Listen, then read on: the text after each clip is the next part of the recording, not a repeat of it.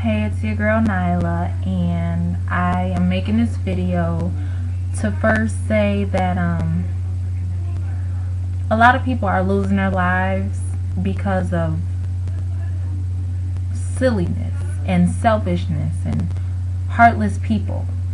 You know, it's kind of sad that kids have to go without their parents and stuff like that because people feel like it's necessary to have to kill somebody. Like, there's nothing in the world that anybody can really do, you know, that should make you want to kill them. Like, it can't be that bad, you know. And you know, 3 days ago I lost a really good friend of mine. His name was Courtney Wells. He was murdered in a horrible way. And you know, it sickens me that I'm here making this video, you know, about a really good friend of mine that I looked up to, somebody that I really appreciated, you know, because he was very positive.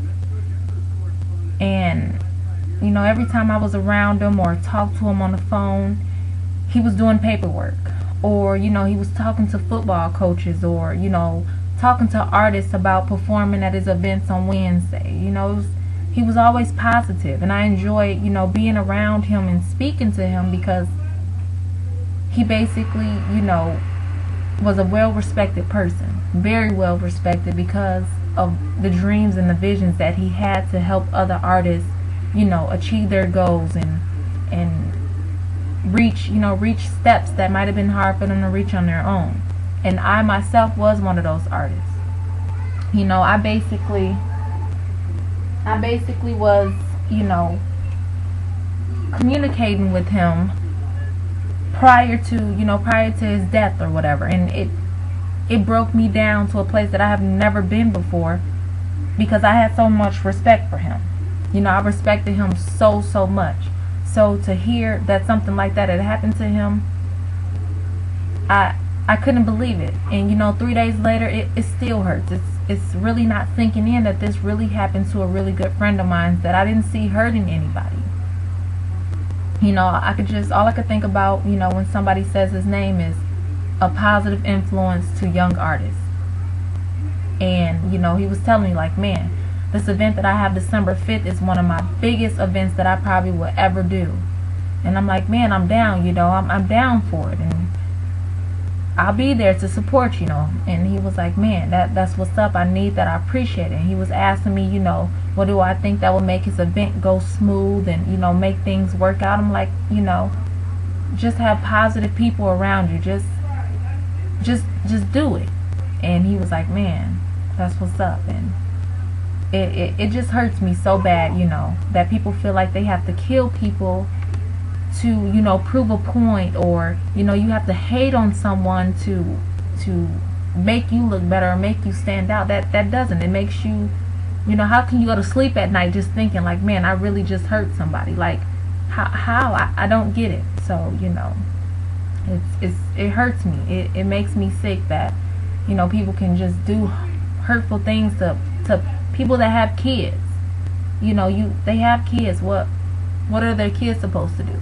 You know, if you hurt this person, like, stopping the violence is like a really big issue that needs to be stressed, because Cori didn't deserve to go out, you know, the way he did. You know, people say everything happens for a reason, and you know, I understand that, but it just hurts me, and I'm just not okay with it at all. I can't be okay with it.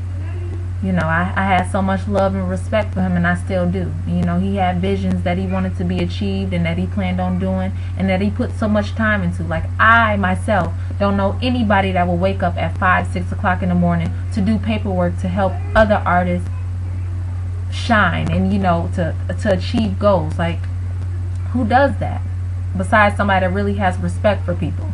You know, I remember him talking to a young man that was under 21, and he wanted to perform. And you know, at Cori's event, he was like, man, you only got a couple more months to go. Just keep in contact with me, and I even let you perform. You know, I won't have you pay a fee to get in. You can just perform. You know, since you've been calling me before you were 21, I'll just let you in. And you know, that was mad respect. So I'm definitely gonna miss him, and I respected him so much. And you know, I have a couple things that I'm doing, you know, in the honor of him. So you know, I'm gonna definitely put those together, and you know, to basically show my respect that I have for him, you know.